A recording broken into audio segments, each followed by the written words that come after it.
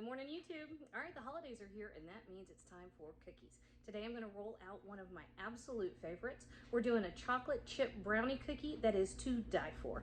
You're going to like this one. All right, let's cook, y'all. We got a family to treat. I've made about 1 million cookies on YouTube, and I was always the person preaching about those little cookie scoop dishers. You know what I'm talking about? And I broke mine. And my new ones haven't gotten here yet.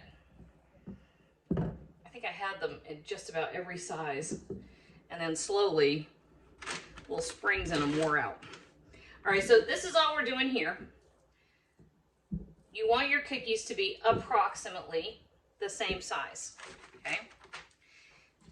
And if you're real precious about their shape, give them a little smudge to get the right shape you want.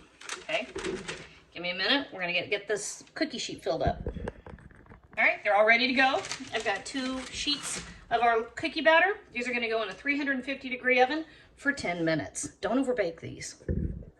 All right, we had right at 12 minutes. I didn't like them quite at the 10-minute mark, so I gave them another 2 minutes.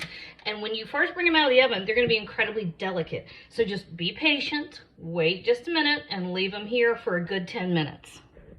Okay. So we rested for a minute. Kids are getting tickled over themselves. But they rested for just a few minutes. Now we're going to transfer them over here to a wire rack to let them cool all the way. Hi. Cookies. I know. All right, so these cool down over here. But I just got found out, which means I now have no time left. Kids will be coming. This is what I want to show you. See the inside of that?